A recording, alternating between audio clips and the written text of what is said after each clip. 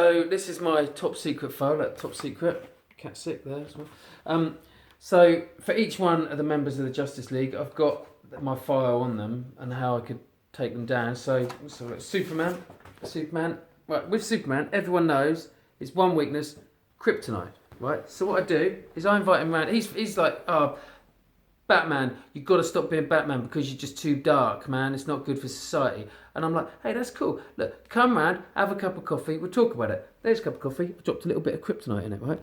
There's Superman drinking his coffee with the kryptonite in it. Yeah? Mm-hmm. Then there you go, look. He's dead. Superman's dead and I've got big muscles. Where'd you get the kryptonite from? Well, that's easy, isn't it? Tesco's, Asda probably sell it, I expect. And if you can't get it in Tesco's or Asda, eBay, you can get anything on eBay, can't you? I saw a carrot one time. Some bloke was trying to sell it. It was like 3 carrots, but like a bit in the middle looked like a willy. So you definitely get kryptonite if you can get that.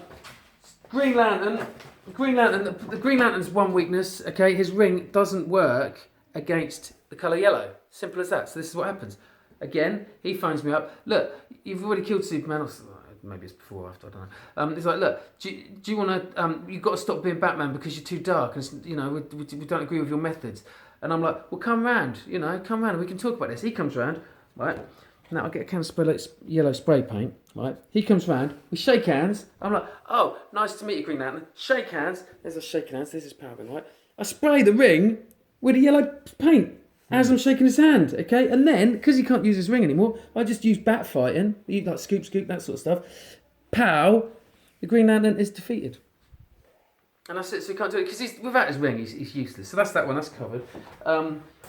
Wonder Woman, one thing people don't know about Wonder Woman is she, one of her things, I don't know if it's like a power or what it is, but she will never stop fighting until she is victorious or until she's defeated. So, this is what I do, right? Again, she comes round here, she's like, oh, we don't agree with your methods, blah, blah, blah. You've got that on there, yeah. So, what I do is I put a mirror in the doorway, right, and hide behind it, okay? So, look, there's me hiding behind a mirror, and there's a reflection on her, and there's Wonder Woman. She's pointing at herself, right? And I say, you smell. So, she thinks it's like a doppelganger or something of her. So, she starts fighting the mirror, okay? So, and I keep saying stuff like, oh, you're rubbish, oh, you got a fat bum.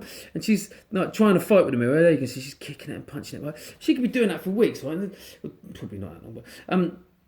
And then she's like all worn out, and finally Wonder Woman has worn herself out, and I have defeated her. And there's me saying, "Yes, I defeated Wonder Woman." Isn't she just going to smash the mirror though? Well, yeah. But no. If she does smash the mirror, then right, what have we got then?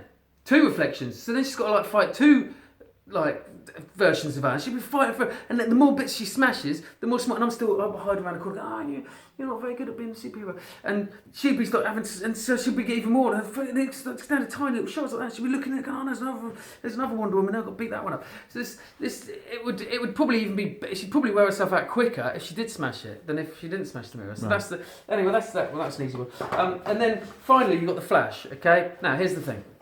If you're travelling in a car, travelling at 70 miles an hour, and you have an accident, you hit something, you're dead, right? Imagine the speeds the Flash travels at. He's going like thousands of miles an hour, probably, I don't know. Flash, right? So here's the thing, right?